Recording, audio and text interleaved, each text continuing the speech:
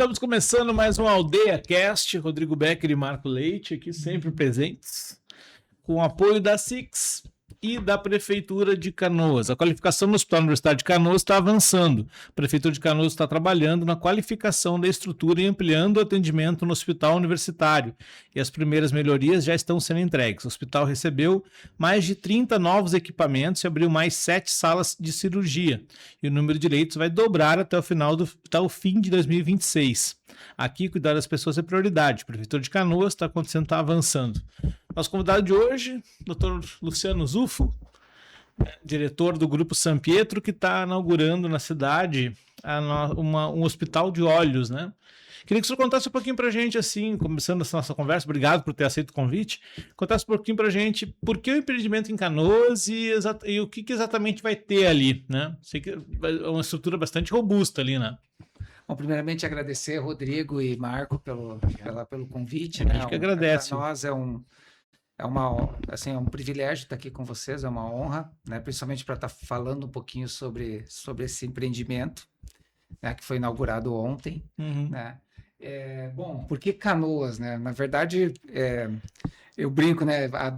Há uns 3 anos eu recebi o título de cidadão canoense, né? Então agora eu me considero cidadão canoense. Mas a gente está aqui em Canoas há 14 anos. Né? A São Pietro ela iniciou a sua trajetória no Rio Grande do Sul há 16 anos atrás, e há 14 anos nós estamos em Canoas. Né? E a gente tem dentro da nossa estratégia, a gente pensar não como a gente pode também ajudar dentro das cidades que nós estamos. Né? Então, Porto Alegre é um exemplo disso, através do Hospital Banco de Olhos. Nós temos unidades em outras cidades. Que é uma referência para o estado todo, né? Em oftalmologia. Isso. E aqui em Canoas nós atendemos a oftalmologia há 13 anos e meio. Né? E desde então a gente vem vendo que a gente estava dentro do Hospital Nossa Senhora das Graças, mas a oftalmologia dentro de um hospital geral, ela não consegue se desenvolver porque ela tem uma outra forma de você fazer gestão, né? E aí a gente já vinha com esse projeto já há algum tempo, mas não saía do papel. E agora a gente conseguiu tirar do papel, trazendo um hospital realmente de olhos para Canoas. Né? Então a gente entregou ontem a primeira fase, que é a parte ambulatorial. Sim. Né? E agora a gente vai começar a segunda fase, que é a parte do bloco cirúrgico, de toda a parte de cirúrgica né, que tem que ser feita. Mas é um projeto que a gente entregou ontem justamente para trazer um novo ponto em Canoas. Né? Eu acho que Canoas sempre foi um centro, né, da parte de saúde, sempre foi uma referência nessa área. Ela perdeu esse protagonismo com tudo que aconteceu. Né? Se a gente colocar, teve várias coisas que aconteceram, claro, da parte de gestão, mas também a gente teve pandemia, teve a enchente, ou seja... crises econômicas. Então, assim, a gente tem um conjunto de fatores que Canoas veio perdendo esse protagonismo. E para nós é uma alegria porque a gente está investindo na cidade. Hoje a gente não tem só o hospital, a gente tem uma unidade privada dentro do Max Plaza. Né? A gente acredita nessa cidade, porque, como eu falei, eu sou cidadão de Canoas, mas a gente vê o potencial que essa cidade tem. É a terceira, sempre fica brigando com Caxias. Com economia, né? Essa era a minha pergunta, tá? Eu vou completar junto com o que ele colocou, além da inauguração, né? O senhor falou 14 anos, né? Aquela parte da faixa da BR-116, eu chamo faixa porque tem a parte, né, que é a Getúlio Vargas ali, é um lugar abandonado, né? Esse Ruby Plaza aí, né, o Max Plaza, que vocês ajudaram a construir, trouxe um progresso para aquela zona ali, sem dúvida nenhuma. E agora, né, naquela época, lá quando o senhor ganhou o Cidadão Canoense, citava que vocês teriam investido 5 milhões na cidade. Cara. Hoje o dinheiro seria muito maior que isso, né? Sim. Só no hospital aí, que a gente inaugurou ontem, a gente já foi perto de 3 milhões de investimento, só para ele estar daquele jeito. Sim. E a gente agora tem mais uma previsão de mais 4 ou 5 para o bloco cirúrgico. Né? Qual é a previsão do bloco tá funcionando? A gente acredita que no mais tardar até a metade do próximo ano ele esteja pronto. Né? Tem uma questão que nós estamos pensando se realmente ele vai ser no prédio que ele está ou em outro local, junto com a outra estrutura que nós temos, né? Mas a gente já está com o projeto pronto, já está com a parte pensada, né? E enquanto que...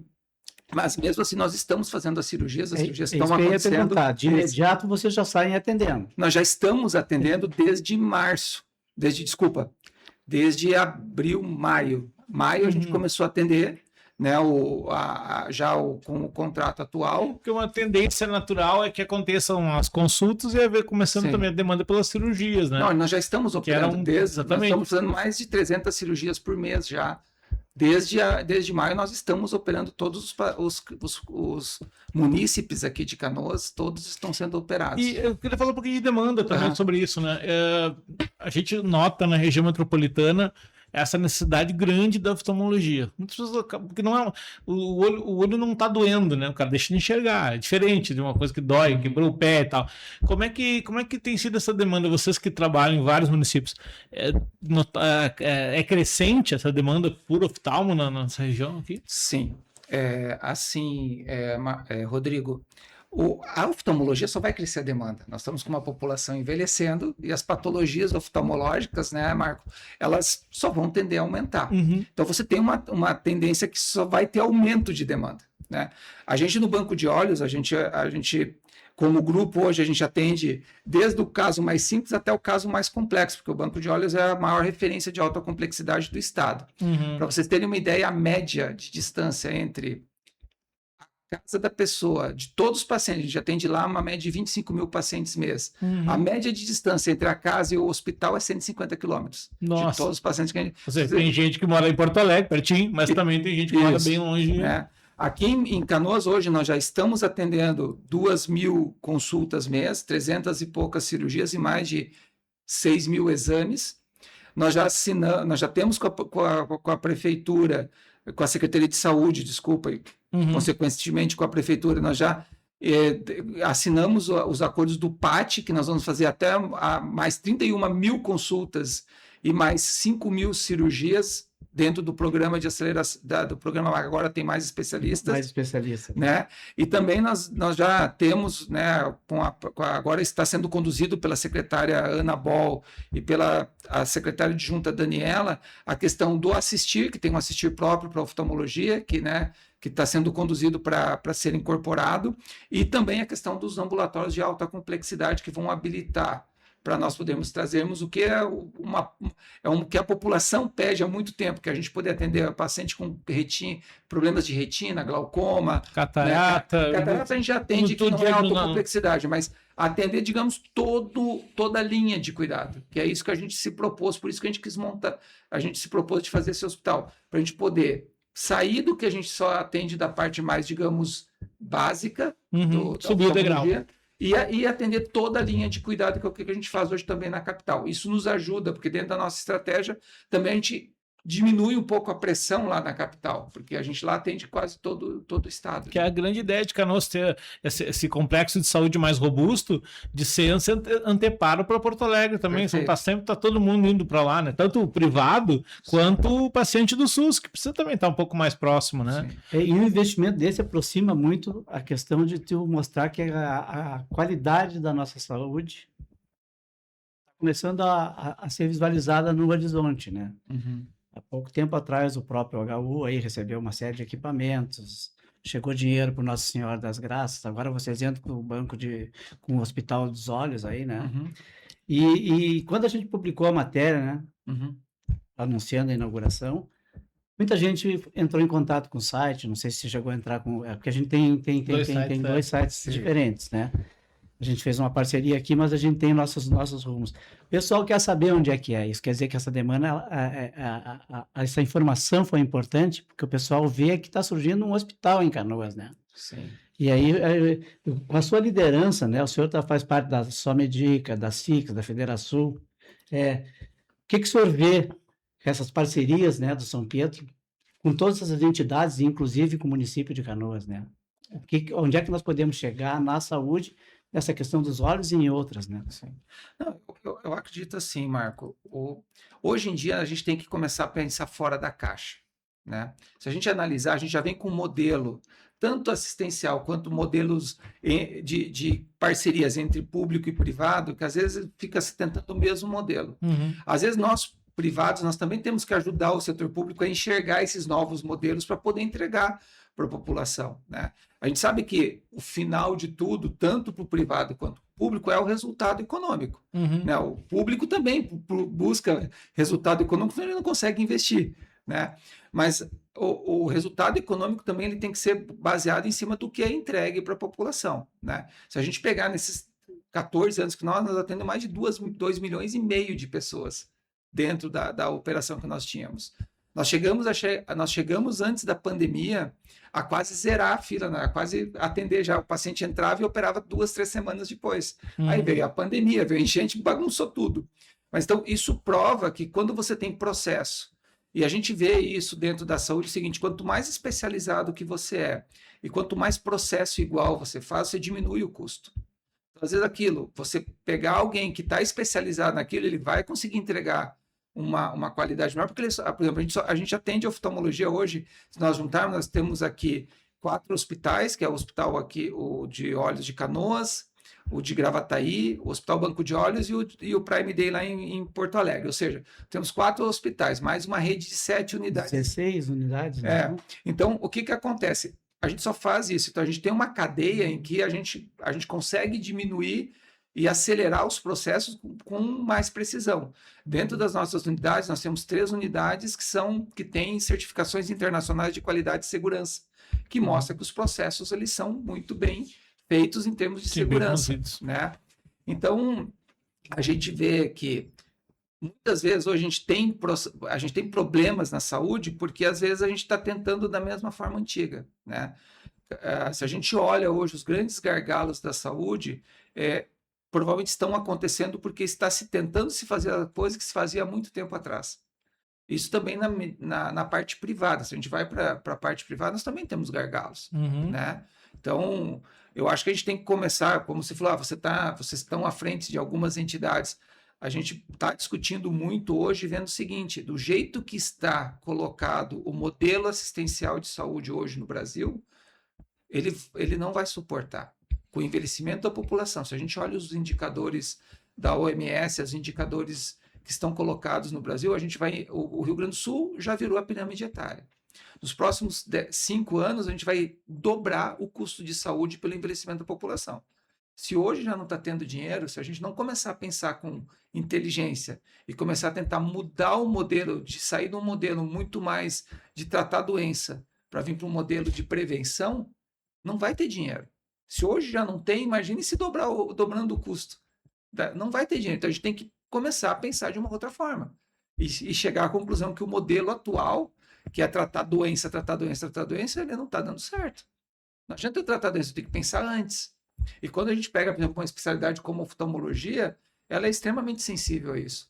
Porque a maioria das doenças oftalmológicas vão acontecer o quê? A partir dos 40 anos, 50, com o envelhecimento da população.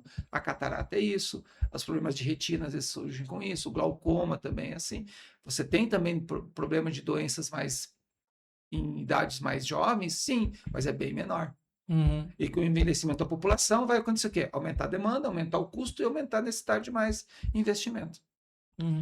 E para esse público jovem, assim, vocês também têm atendimento, não dá para chamar pediátrico, né? Sim. Mas é com crianças. A gente tinha aqui na cidade, por exemplo, uma demanda grande de óculos para crianças, porque elas estavam tendo problema de visão. Sim. A escola identificava, mas não tinha sequência de atendimento. Aconteceu comigo em Uruguaiana, né? Pois é. Lá em Uruguaiana, em 1968, por aí. Fui para a escola, né? E aí foi detectado lá que eu chorava muito, não conseguia aprender porque não enxergava. Sim, tinha Entendeu? Alguém viu isso, né? E me encaminhou. Naquela época era Santa Casa lá em Uruguaiana, enfim. Eu estou de óculos até hoje, eu nunca, entendeu? Mas eu detectei um problema que eu tinha por intermédio de um professor, né? O que faz vocês hoje, né, para chamar a família de levar a criança? Quando a gente conversou para implantar o hospital agora, que ele foi implantado ontem, a gente vai ter alguns projetos que nós vamos começar a discutir com o município. Um deles, a gente já fez um projeto aqui em Canoas, em 2016, se eu não me engano, em que a gente atendeu 21 mil crianças. Naquela época, com o Lions, a gente ia nas escolas fazer a triagem e aí era entregue. E isso que você falou, Marco, era impressionante. Acho que foi o projeto que a gente mais, assim, até hoje a gente fala, porque foi um projeto que deu... assim, é um resultado social tão importante, porque às vezes tinha aquela criança dentro da escola que ela às vezes era taxada como problema e na verdade ela não estava conseguindo enxergar e aí ela tinha problemas até de aprendizado porque ela não enxergava e faltava um óculos, né? E aí quando entregava-se os óculos, às vezes, né, a gente via a alegria e a gente via depois os relatos de que ela melhorou na parte de ensino. Então, existem projetos que podem ser desenvolvidos e que a gente provavelmente vai desenvolver, e um deles é esse, porque a gente já fez isso uma vez, é isso, mas aí tem todo um processo que tem que ser feito para que isso aconteça, digamos, sequencial, que ele não comece e termine. Porque aquilo, às vezes você faz 1, 2 anos, mas depois você continua tendo crianças com esses problemas. Sim. E hoje, esse é um problema muito sério, porque com as telas, né, com o excesso de tela, sim. Esse está sendo um problema que até a Organização Mundial de Saúde colocou que hoje um dos grandes problemas oftalmológicos na infância é a questão das telas muito precoces, né? Que as crianças começam a gente vê até às vezes crianças de 1, 2 anos, os pais dão as telas para eles. Sim, ficar quietinho, né? E aí isso começa a ter um problema. Até o quadro negro virou tela também. Né? Isso daí. Antigamente só agora era tela interativa e tudo mais. Eu fiz parte desse projeto Lions aí. Eu levei para minha esposa era professora numa escola na Matias Velho lá, João Paulo I. Isso. E eu levei um desses ônibus, dessas caravanas, que a gratidão das crianças do diretor eu comento isso também por uma experiência própria também. Eu escrevi um livro de memórias do seu Osório Biazus, que foi o dono da Vicasa. E ele, um dos projetos que ele mais tem carinho, né, com o Rotary lá, e o Lions e tudo mais, eram os ônibus que ele fazia, né, ele montava, cuidava dos ônibus. Tem um ainda no pátio da empresa lá ainda, que era, não sei se está sendo usado hoje, né? Mas ele tinha lá, recebia os relatórios e tal, e era um projeto bem bacana, assim, as crianças poderem...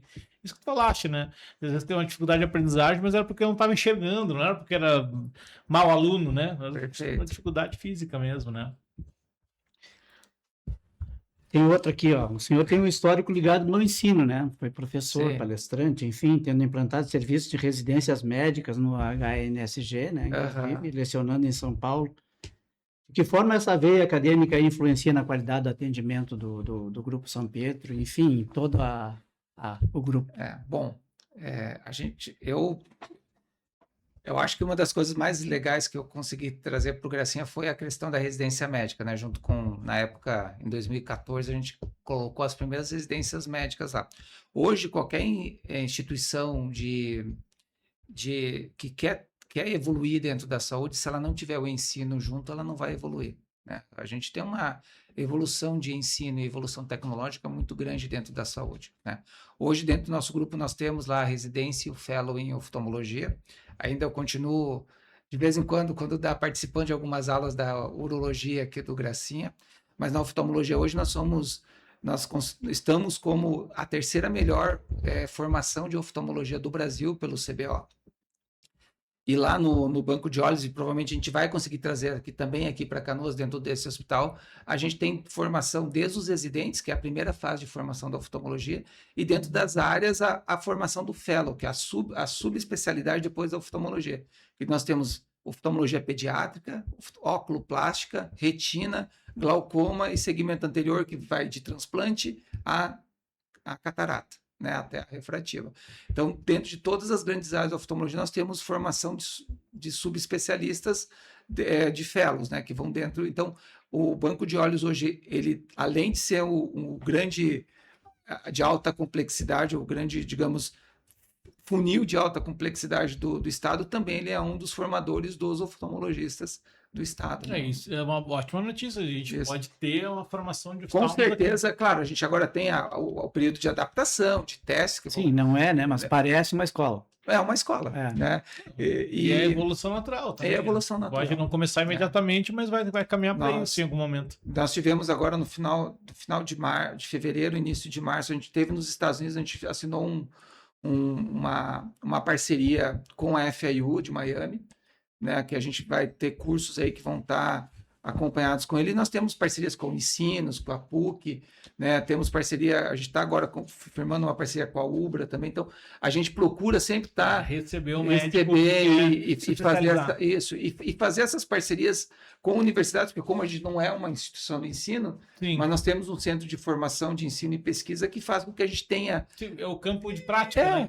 Onde o médico pode... E a saúde, ela tem que estar perto do ensino, né? Senão você acaba parando no tempo. Exato. Até pela tecnologia que desenvolve. A universidade pode... Lembrando que o nosso episódio tem o apoio da SIX e da Prefeitura de Canoas. A qualificação do Hospital Universitário de Canoas está avançando. A Prefeitura de Canoas está trabalhando na qualificação da estrutura e ampliação do atendimento no Hospital Universitário. As primeiras melhorias já estão sendo entregues. O hospital recebeu mais de 30 novos equipamentos e abriu mais 7 salas de cirurgia. E o número de leitos vai dobrar até o fim de 2026. Aqui, cuidar das pessoas é prioridade. A Prefeitura de Canoas está acontecendo, está avançando. E a questão do SUS, tá? Vamos lá. O serviço, como é que ele vai chegar no hospital? Aqui eu vejo que ele não contará com atendimento de urgência, né? Então, é o seguinte, no primeiro momento, não. Como é que vai funcionar? Para o paciente chegar para o hospital e ser atendido. Perfeito. Hoje nós já atendemos, então, na verdade, a gente vai continuar com o mesmo processo. Geralmente, o cliente ele vai no posto de saúde, no posto de saúde ele tem um encaminhamento, e aí tem a regulação da prefeitura, que tem uma lista, né? A gente abre as agendas, então todo mês é aberto 2.100 consultas, se não me engano, que é o número de hoje, mas como eu falei, nós temos esses novos incrementos que vão vir, e eu acho que é importante, esses incrementos, eles não vão tirar dinheiro do município, porque eles são incrementos federais, então não vai ter, digamos assim, que o município vai ter que tirar do seu orçamento para poder atender mais. Isso é um orçamento, digamos, é um dinheiro que vem do Ministério da Saúde, então não precisa ter dispêndio do município, assim como o próprio atendimento da oftalmologia. O atendimento da oftalmologia do SUS aqui, ele é teto MAC, então ele não tira recursos do município. Isso é muito bom, porque a gente já sabe que o município bota um monte de dinheiro para manter tanto o HU quanto a emergência, o GRAFAS e outros. E as próprias UBS. As UBS. Então, eu acho que isso também tem que ser uma inteligência muito bem, porque o dinheiro é finito, né? E aí um município que já está com um monte de problema, você ainda querer tirar dinheiro do recurso próprio do município, às vezes chega uma hora que não sobra dinheiro mais para ninguém, né? Mas o segmento, na pergunta que você fez, é o que já é feito hoje. Então, o cliente ele vai no postinho de saúde, é diagnosticado com algum problema de oftalmologia e ele então regulado para ele passar no hospital. Né? Isso é importante dizer, né? Porque para o pessoal saber como é que é. Porque tu diz assim, eu vou abrir um banco de olhos, porque a primeira ação do paciente ou de quem quer usar é ir direto lá, né? Mas a nossa equipe é muito bem treinada, isso sempre acontece, as pessoas às vezes demandam e vão lá e a gente já sabe como conduzir, porque existe toda uma regulação para isso, então não tem como eu pegar alguém, tá passando lá, passa aqui. Não, tem uma regulação, até para ter um controle, né? Porque a gente sabe que hoje existem prioridades, existem pessoas mais graves, existem pessoas que têm que ser atendidas antes. Para as pessoas entenderem hoje como é que faz. Se eu tiver alguma emergência oftalmológica, bati o olho, né? Tô com um problema, sei lá, eu procuro que tipo de serviço hoje? Então, antigamente eles iam até o HPS e invariavelmente eles iam parar no banco de olhos. Né? Então, hoje a única emergência realmente que a gente tem está no HPS de Porto Alegre e no Hospital Banco de Olhos de Porto Alegre. Canoas, habilitadas, né? Sim. Aqui em Canoas pode procurar a UPA, que a UPA acho que encaminha para esses lugares de referência em oftalmologia, né? Quando nós estávamos, e ainda acontece hoje, às vezes o Graças, lá no Graças, e hoje no hospital que vai ter, às vezes a UPA liga e a gente acaba atendendo, porque é um serviço que nós estamos prestando, né? Sim. Então acaba a gente regulando internamente e a gente acaba. Mas hoje ainda não está habilitada uma emergência que precisa ter algumas habilitações, tanto do Ministério da Saúde quanto da própria. Está no plano de ter uma emergência? Ou ainda é precipitado para emergência a gente vai ter que sentir a demanda e ver como é que ela. Mas não posso dizer que não, nem que sim. É um estudo que tem que ser feito junto com a. Porque daí, às vezes, tem que ter recurso do municipal. Né? A emergência também, às vezes, tem que ter recurso municipal. Mas sabe que o anúncio e a inauguração, eles bateram forte na população. Sim. Você sabe disso que aconteceu. Eu já relatei que eu fico procurado. Sim. Enfim. Eu também fui. As pessoas vão acabar forçando que o município abra um caminho para essa emergência funcionar. Né? Porque, imagina, eu entendi, por exemplo, esse tempo o Marcos Vinícius, o Quinho do Gracinha, Aham. teve aqui e falou do bom serviço de vocês lá dentro do hospital. Lá eles vão atender alguém que chegar com o olho batido, alguma coisa, e vão encaminhar para vocês. Com certeza. Pois é, então esse aqui tem que encontrar meios para que a coisa não seja em Porto Alegre, entendeu? Sim, não. É que tem que avaliar, né? Eu não sei, claro, vocês são especialistas nisso, mas você tem demanda. Eventualmente, tu vai ter um caso, 2, 3, 5, mas tu vai ter que ter uma estrutura permanentemente aberta, Isso. com 2 médicos, enfermeiros, estrutura toda, Com certeza. para essa demanda. Tem que avaliar se isso vai ser. Porque hoje essas pessoas estão atendidas na emergência, mas a sequência é que o hospital vai dar conta. E uma né? emergência, ela tem um custo muito alto, né? Exatamente. Tem um custo alto. E se ela não tiver uma demanda, ela acaba não se Isso. pagando, o custo fica muito elevado. E aí, pra às vezes, ser você vai aberto. tirar a qualidade do serviço que tem que ser Sim, prestado para poder. do eletivo, Isso. para garantir uma emergência aberta que às vezes está ociosa, né? Yeah. Nesse caso mais específico do oftalmo, né? Mas eu queria falar do outro ponto também, não sei se você já quer chegar nesse ponto, do senior living, né? Que vocês têm, como é que funciona esse sistema, o que é isso? É um termo relativamente novo, assim, né? Sim. Bom, até a gente falou no Inova, né? No Inova Canoas, a gente acabou Sim. falando disso daí também. Que, inclusive, eu acho que foi a grande sensação desse primeiro semestre, foi o Inova Canoas. Foi. Só fazendo um pouquinho, puxando um pouquinho também para si. Não, mas a gente gostou muito também, né? Inclusive, é. essa parte da palestra que ele está falando, eu vi. Parei lá para sentar, tinha 3 médicos ou 4, Isso. o senhor estava junto, né? Uhum. E eu vi boa parte daquela inovação toda que está sendo Isso. proposta, né? O Senior Living, que é um outro segmento, porque o grupo hoje ele tem a parte dos hospitais e clínicas, que a gente focou em oftalmologia. Uhum. A gente tem a parte do ensino, que é um braço, também um segmento do grupo, e a gente tem o segmento do Senior Living.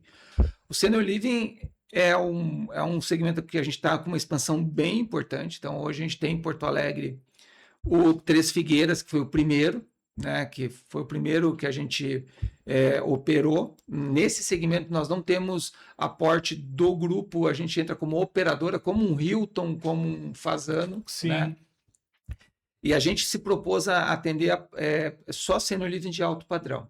Né? Então, a gente está evoluindo nesse segmento. Porque dentro da estrutura que está formatado esse negócio, a gente tem investidores, e para você ter retorno, você tem que ter todo um arcabouço organizacional de gestão e de valor para dar o retorno para o investidor. E então, prestar conta de como é que está o serviço. É isso daí. Enfim. Então, hoje, a gente o Senior Living, se a gente pega, ele é um guarda-chuva. Dentro desse Senior Living, você tem o Independent Living, o Assistant Living, o Nursing Home, o Memory Care. São várias partezinhas que fora do Brasil, quando você vai para os Estados Unidos, para a Europa, eles estão bem já consolidados. Aqui ainda no Brasil, a gente ainda tem o medo, aquela coisa do asilamento, né? A gente fala em residencial geriátrico, já todo mundo pensa em asilo. Sim. E tem todo aquele estigma, pô, eu estou jogando meu pai num depósito de velhinhos. E quando você vai para fora, por exemplo, a gente teve agora, quando a gente fez a assinatura com a FAO, a gente teve no The Villages. Foi um bairro que nasceu nos Estados Unidos na década de 50, com 50 casas. Quantas pessoas acham que moram hoje lá? 170 mil pessoas. Nossa, na cidade. É uma cidade. Com 2 hospitais. Eu brinquei quando a gente foi para lá, eu falei assim, parece que aí você abre um portal e entra num lugar que é totalmente diferente. Mas são 170 mil pessoas vivendo em várias comunidades e tudo funcionando ao redor da pessoa com 60 a mais, né? Isso acontece na Flórida, fica a 60 milhas de Orlando, e assim, você vai para lá, você volta e fala, cara, como é que nunca ninguém pensou numa coisa dessa pro Brasil? Aqui no Brasil ainda isso não é uma coisa normal. Sim, a gente tem os residenciais geriátricos, você tem agora, o primeiro Senior Living foi esse do Três Figueiras, a gente é a primeira operadora de Senior Living do Brasil. Que tem quanto tempo o Figueiras? Vai fechar 2 anos e meio agora. Pois é, bem recente. Bem recente. E a gente está chegando já à ocupação máxima do Três Figueiras e agora, nos próximos dias, a gente deve ter o início das operações do Magno Moinhos. No Três Figueiras são 114 apartamentos, no Moinhos são 132. Aí nós temos agora o de Canela, que vai começar a vender as unidades e a construir provavelmente no ano que vem. Né? Vai começar agora no segundo semestre a prospecção de vendas e construir. Então, a gente deve receber em 2 anos e meio, são mais 171 apartamentos. Passo Fundo, e Capão da Canoa, né? Então, aqui no Rio Grande do Sul são 5 operações. Nós temos operações em Santa Catarina, né? Que já em Santa Catarina tem 2 operações que provavelmente vão ser lançadas esse ano. Paraná, que provavelmente daqui a uns dias já deve ser lançado também, e São Paulo. Então, a gente acredita que nos próximos 5 anos a gente esteja dentro da nossa rede de senior livres entre 12 a 13 operações. Eu vi as ferramentas que foram apresentadas para, por exemplo, que os médicos falaram, que os investidores, desculpa, que a ferramenta para o idoso, ou 60 mais, ou geriátrico, vamos lá, não sei como é que eu vou definir o nome, né? Mas, enfim, velho não gosta de ser vigiado, né? Sim. É teimoso, né? Sim. E as ferramentas que foram apresentadas na palestra eram fantásticas, né? Com sensores e outros, e uma série de coisas, inclusive socorro imediato para aquele que gosta de passear na rua, enfim. No Três Figueiras a gente tem tudo isso. A gente não tem o sensoramento ainda, a gente tem 1 ou 2 quartos que estão totalmente sensorizados, que a gente está fazendo testes. Mas hoje todo o nosso morador lá ele tem um reloginho de anti-queda e eu consigo saber onde ele está. Porque dentro do Senior Living eu consigo saber onde ele está e quanto ele se locomoveu. Quando ele sai, ele recebe um dispositivo que, se acontecer alguma coisa, ele aciona e eu sei aonde que ele está e uma central já começa a fazer todo o primeiro atendimento.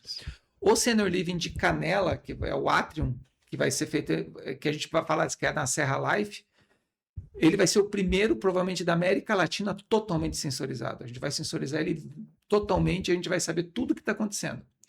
Isso, por um lado, é muito bom, porque a gente vai começar a ter dados, e a gente vai começar a gerar dados que, indiretamente, vai beneficiar as populações com menos recursos. Porque a sensorização, com a evolução da tecnologia, ela vai baratear. É isso que eu ia perguntar depois. Vai baratear. Né? É fundamental. Mas para você entender como que você vai usar essa sensorização para a população, você vai ter que ter a POCs, que a gente tem que ter estudos que mostrem isso. E a gente já começa dentro do Três Figueiras a ver o resultado dessa sensorização, desse acompanhamento, até já prevendo algumas doenças ou alguns digamos assim, isso daqui pode ser que seja uma infecção urinária, isso aqui pode ser que seja alguma coisa que esteja acontecendo. Tá levantando muita noite, foi no banheiro. Isso, então assim, essas coisas, quando você joga para a população geral, por exemplo, você pega uma população idosa de uma cidade, às vezes você sensorizar esse idoso que às vezes está desacompanhado e que tem um diabetes, você vai começar a ver o que mas esse cara aqui está mudando o padrão dele. Será que ele está tomando medicamento? Hoje já existe sensorização das caixas de medicamento. Eu consigo sensorizar a caixa de medicamento. Então, se ele tinha que abrir a caixa para tomar um medicamento às 8 horas, ele não abriu, eu vou saber que ele não abriu. Então, a gente ainda está num mundo muito micro de tudo que pode acontecer nos próximos anos dentro desse setor. Pois é, isso é inovação e futuro, tá? Vamos lá, vamos falar uma outra coisa. Claro que hoje esse asilo moderno aí que vocês falam, né? Humanizou muito, mas em compensação o custo é muito alto hoje. Diante É porque hoje tu encontra um asilo ou muito caro, né? Eu não falando desse padrão de vocês, esse que tem no teu bairro mais comum, ou é muito caro ou é uma picaretagem, né? E esse tipo de cuidado, né? Não acontece com esse tipo eu entendi o que tu quer dizer. Vocês estão planejando alguma coisa para amanhã ter acesso à população mais carente também, a esse monte de ferramenta que foi apresentado. Que é basicamente tudo no mundo, se você analisa no decorrer a janela de tecnologias e de aplicações, você vê que assim, geralmente começa com quem pode pagar, isso é pivotado dentro da sociedade, e acaba depois vindo para a população. É o natural da sociedade, né? Porque tudo tem um custo. Né? Inclusive, o Rodrigo, nós estávamos conversando antes sobre isso aqui, estava o Celso aqui, né? O Celso Trota aqui da Six, e a gente estava conversando exatamente sobre isso, antes de você chegar. O Rodrigo falou que é o seguinte, que isso vai acabar sendo pago com plano de saúde, talvez, no futuro. Pode ser, pode ser. Mas eu só queria voltar numa coisa que você falou, hoje, se a gente for analisar, só 1% da população 60 a mais está institucionalizada, está dentro de um ou de uma residencial geriátrica, ou de um senior living, o resto está tudo dentro de casa. Então, o grande problema hoje, é claro, a gente tem dentro das instituições, que são as ILPIs, a gente tem muitas boas instituições, mas nós temos um grande problema que é a clandestinidade. Esse é o grande problema que nós temos hoje nos residenciais. Porque o cara que é bom, ele vai entregar. É claro que você tem, é a mesma coisa, você pode ter um carro de 1.000, um carro de 2.000, um carro de 5.000, um carro de 1 milhão. Cada um vai te entregar alguma coisa. E você vai receber aquilo que às vezes você está conseguindo pagar. O que a gente tem que lutar é contra a clandestinidade, que aí sim é o grande problema. Porque daí você tem sérios problemas. Porque quem não é clandestino, a gente tem uma resolução e uma coisa a seguir. Sim, uma regra. Uma regra. Você tem a vigilância, vai lá, ela visita. Sim, a gente vê, né? Todo dia, né? Agora, o grande problema são os clandestinos. Mas aí tem um outro problema também. Esses 99% que não estão institucionalizados, onde que estão esses idosos hoje? Né? Que é uma pergunta que a gente tem que se fazer. Até essa semana eu participei de uma aula para síndicos de condomínio, né? Para falar sobre isso. Estão dentro de condomínios. Tem condomínios hoje, se você vai analisar, 70%, 80% da população do condomínio são idosos. E o condomínio às vezes é inadequado. Ele não está preparado para essas pessoas. E muito pior, essas pessoas estão sozinhas, estão vivendo uma solidão e ninguém está vendo isso. Né? Vou dar um exemplo aqui no centro. Minha mãe mora no Damaso Rocha, aqui na 15 de janeiro, com a Fioravante Milanês. Em cima, o prédio antigo, um dos primeiros prédios altos que tem aqui. Ela tem 90 anos, vai fazer 90. Esse dia eu cheguei na casa da minha mãe, olhei aquele banheiro, digo, mãe, como é que tu está usando esse banheiro com uma banheira aqui? Você não pode subir na banheira. Desmanchei o banheiro dela e adaptei todo para a idade que ela tem. Fiz isso, eu tenho condição financeira de fazer. E a minha mãe está em casa, como tu falaste. Só que a minha mãe tem 2 cuidadoras, porque ela tem uma pensão do meu pai, que foi militar, bem alta e pode custear isso, entendeu? Mas o prédio todo, onde a minha mãe mora, é de uma população de bem mais que 60, entendeu? Quantos têm a assistência que ela tem? A grande maioria. É isso aí. E aí está o grande problema, porque daí você para analisar quando a gente não está olhando, e a sociedade brasileira não está preparada para isso. Alguém de vocês já ouviu falar de alguma cidade, isso no Brasil todo, que esteja falando sobre isso, que esteja preparando? Fiz uma entrevista há um tempo atrás com um professor da PUC, gerontologista, no trabalho, envelhecimento. Ele me disse um negócio que me impressionou, 2 coisas assim. Primeiro, que ele disse o seguinte, que a gente tem condições de viver até os 140, 150 anos. A gente, hoje existem ferramentas para isso, a gente não tem a condição de vida, né? As pessoas não vão viver os 140, porque... E outro que a gente começa a envelhecer com 27. A idade da curva é 27. Até ali tu está crescendo, depois tu está envelhecendo. Mais perto de... Mas enfim, ele estava dizendo isso, não tem cidade preparada, a gente precisava preparar passeios públicos, que é uma coisa relativamente simples, adaptar as calçadas, a gente não consegue fazer. Então as etapas mais básicas não fizemos, essas mais elaboradas, custosas, ou que demandam tecnologia e investimento, essas então não chegamos ainda. E ele falou exatamente disso, assim, de que a gente deveria pensar as instituições de longa permanência para idosos como residenciais mesmo. É isso daí. E aí, faz um tempo, acho que faz mais de 3 anos, mas é bem nessa linha que tu tá falando, que quebrar o estigma do asilo, assim, né? De um quartinho onde ele dorme, levanta triste e não tem a família, não. Tem... Quando a gente analisa as Blue Zones, né? Que a gente tem 5, quer dizer, a gente tem 6, a gente tem uma Blue Zone aqui no Rio Grande do Sul, que é em Veranópolis. Veranópolis, né? Sim. Mas se a gente analisa o estudo das Blue Zones, né? Que são 5 Blue Zones no mundo, quando você olha de cima, né? Porque aí eles falam, não, porque o cara lá se alimenta. Não, mas espera aí. Não vem me dizer que o japonês de Okinawa come a mesma comida do cara de Polaola lá nos Estados Unidos. São comidas completamente diferentes. Mas quando você olha de cima, o que faz com que aquelas pessoas vivam mais e tenham essas características?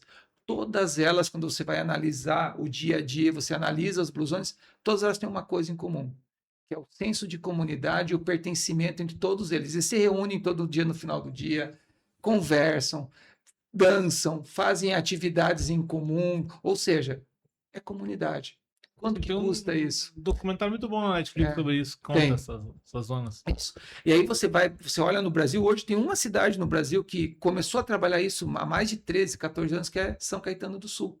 São Caetano do Sul, se eu não me engano, tem 7 ou 8 centros especializados de pessoa idosa, dia que as pessoas vão às vezes só para jogar carta, mas eles se reúnem durante o dia para jogar carta, para fazer exercício, jogam vôlei, aquele vôlei lá que eu não lembro o nome agora, mas câmbio, que é um né? vôlei menos Um vôlei diferente, mas é um pintura, exercício, tem grupo de corrida, mas aí é o seguinte, são centos dias de atividade voltados para essa população, né?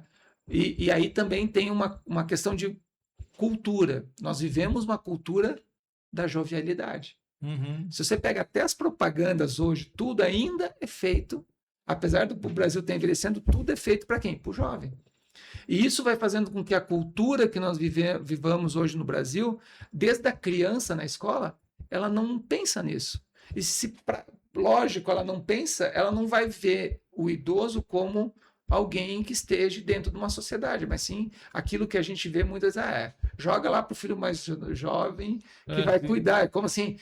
É o problema que alguém vai resolver. Alguém tem que segurar o problema depois, né? E a gente está mudando as famílias. Hoje em dia a gente tem quando tem muito, 2 filhos, hoje a gente só tem o pet, né?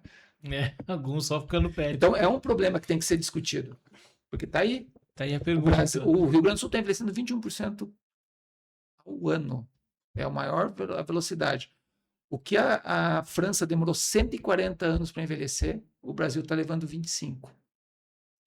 Então, o que eles tiveram tempo para pensar e para se programar, nós não vamos ter tempo, acho que, para se programar. Pô, gente, olha... E a gente está envelhecendo muito mais tempo. Muito mais Minha tempo. avó, com 50 anos, era uma velha completa. Hoje eu tenho 65 quase e ainda estou aí produzindo. A pergunta... Canoas pode ter um senior living no futuro? Falar sobre a expansão das cidades. Hoje, nos estudos de viabilidade de alto padrão, eu vou te dizer que nesse momento, se a gente vê os estudos de viabilidade, hoje, dependendo, não para de pé, tá? No estudo de viabilidade, que a gente teve acessos. Mas eu acredito que com o passar do tempo, sim, quem sabe 3, 4 anos a gente vai ter, porque o Canoas está mudando, né? Se a gente olhar, o Canoas teve uma mudança importante nos últimos anos em termos de pessoas que estão vindo morar aqui e de bairros que estão reprogramando toda a visão de Canoas como cidade, né? Se a gente olha, Canoas de 20, 30 anos atrás é uma cidade de dormitório, muito mais industrial, e Canoas está tendo bairros que estão se transformando e que está mudando o perfil de como Canoas é vista, né? Inclusive até em termos das pessoas quererem ficar em Canoas, né? Sim, consumo. Por exemplo, eu e o senhor somos cidadãos canoenses. A gente veio de fora e foi aceito aqui. Eu sou canoense já, porque eu cheguei aqui em 1978. Também. Vou ter que começar. Mas assim, vamos lá, já que o senhor é um canoense agora, né? De coração, né? Claro. O senhor viveu toda essa pandemia, a enchente que foi terrível, né? Destruiu metade da nossa cidade, né? E participou de muitos mutirões e ajudou muito a comunidade durante toda essa crise aí. Qual é a mensagem que o senhor pode deixar para os moradores de Canoas no momento que a cidade ganha esse novo hospital de olhos, né? E mostra que é o seguinte, que a saúde pode melhorar realmente em Canoas, né? A gente tem um HPS que está para ser reconstruído e está andando a passos bem pequenos, né? Mas a gente tem esperança que em 27 ele volte a acontecer, mas para ele também acontecer, é preciso ter segurança de que a água não vai entrar amanhã ou depois de novo, né? Então a gente não pode pensar só no prédio, né? A gente tem que pensar no todo, né? O que o senhor pode dizer para a nossa sociedade, sendo um canoense agora? Bom, Marco, Canoas é uma cidade resiliente já. O canoense é um cidadão resiliente. O hospital que nós entregamos, né, ontem, não é um hospital da São Pietro somente, é um hospital da comunidade, né? A gente está entregando... A gente sabe que a gente tem um papel aqui dentro dessa cidade de tentar trazer o que é de melhor e entregar o que é de melhor. Falhas sempre vão acontecer, a gente sempre tem que usar as falhas para melhorar o que a gente tem que melhorar, mas eu acho que o cidadão canoense, ele, como cidadão, acho que a gente tem que pensar, a gente tem que obrar que as coisas aconteçam em Canoas. Canoas tem como acelerar as coisas que ela precisa e que ela merece. Eu acho que muitas vezes a gente fica muito no campo da teoria e não pratica. Tá? Esse hospital mesmo que inaugurou ontem, ele é um exemplo disso.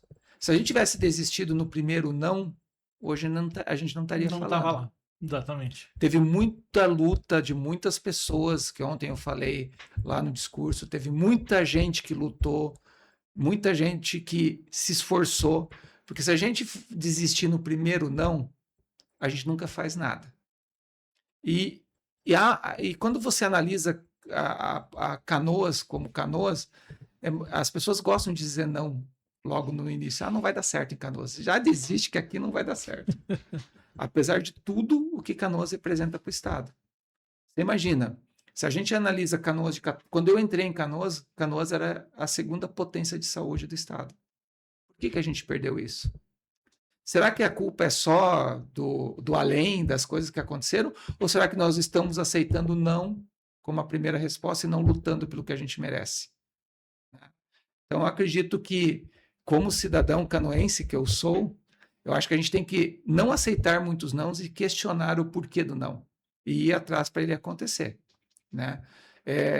Porque eu acredito que a gente escuta muitas coisas, mas eu acredito que se a gente não for assim, eu perdi a palavra agora, mas se a gente não aceitar sempre a primeira, não for assim persistente naquilo que a gente quiser, e a gente não questionar o porquê dos nãos, e fazer com que quem tem que realizar as coisas sinta que se ele não realizar, vai ter um custo para isso, ele vai ter um questionamento, as coisas acontecem mais rápido. Né? Canoas tem tudo para dar certo, cara. É o segundo PIB do estado. Não dá para a gente aceitar que a gente tenha coisas piores que cidadezinhas aqui que tem o PIB 10% de Canoas. Então a gente tem que se questionar o porquê que isso não acontece aqui em Canoas. E aí é um papel de todo o cidadão. Né? Não é só eu, só vocês que estão aqui, a SIX. Todo cidadão de Canoas tem que começar a se questionar por que isso não está acontecendo. Né? Por que eu não estou tendo qualidade se Canoas tem dinheiro? Se ela tem o segundo PIB, dinheiro tem. Como, né? Porque às vezes a gente vai se acostumando do meia boca e o meia boca tem um custo. A São Pietro é melhor do que os outros? Não. Às vezes eu não sou melhor do que os outros. O que eu faço eu consigo mostrar aquilo que eu estou entregando. Entendeu? A gente, que nem eu falei, a gente atendeu mais de 2,5 milhões de pessoas aqui em Canoas. E a gente tem a gente consegue mostrar tudo que a gente entrega. Agora, por que o resto não acontece dessa forma? Né? E eu não estou aqui querendo achar culpado. Eu acho que achar culpado é muito fácil. Eu acho que a gente tem que se perguntar o porquê que as coisas não acontecem como acontecem em outros lugares. Né? Porque dinheiro, como eu falei, com o segundo, terceiro PIB do Estado, falar que a gente não tem recurso é meio controverso isso. Você olha outras cidades, elas têm condições muito melhores em algumas coisas. Eu acho que o que a gente precisa quem sabe, a população questionar mais e não aceitar o primeiro não como resposta e se acomodar. Não sei se era o que você queria ouvir, porque foi muito... Foi bom. Lembrando que o nosso episódio tem o apoio da SIX, da Prefeitura de Canoas. A qualificação no Hospital Universitário de Canoas está avançando. A Prefeitura de Canoas está trabalhando na qualificação da estrutura e ampliação do atendimento no Hospital Universitário. As primeiras melhorias já estão sendo entregues. O hospital recebeu mais de 30 novos equipamentos e abriu mais 7 salas de cirurgia. E o número de leitos vai dobrar até o fim de 2026. Aqui, cuidar das pessoas é prioridade. A Prefeitura de Canoas está acontecendo, está avançando. E agora o banco de olhos. Muito obrigado por ter aceitado nosso convite. Obrigado, prazer, muito obrigado por ter vindo. Eu queria só acrescentar. Claro. Eu aqui hoje estou como sócio fundador do grupo. Eu tenho o Daniel, que é meu irmão, que é o outro sócio. Mas nós não estaríamos aqui. Atrás de nós tem muita gente lá. Tem nossos diretores, colaboradores. E a gente brinca que nós só estamos aqui conversando porque eles estão lá fazendo o que a gente acredita que é o ideal, que a gente fala para todos os nossos colaboradores. O paciente, o cliente que chegou lá na ponta, ele não escolheu você para ser atendido. Você escolheu estar lá. E a gente tem a nossa missão, que está no nosso pipeline. Qual que é a nossa missão? Transformar a vida das pessoas.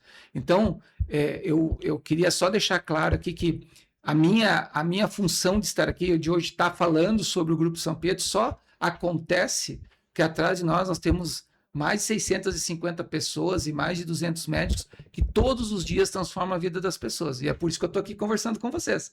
Porque senão eu, sozinho, não ia conseguir fazer nem a metade do que a gente entrega todos os dias e entregou até hoje nesses 16 anos. É só para... Acho que tem que ficar bem claro. Claro. Não. Eu só estou aqui por causa do trabalho de todas essas pessoas. E é por isso que a gente consegue entregar, porque eles estão lá todos os dias fazendo a vida das pessoas se transformarem. Muito bem, doutor. Ótimo. Parabéns. Obrigado, doutor. Obrigado.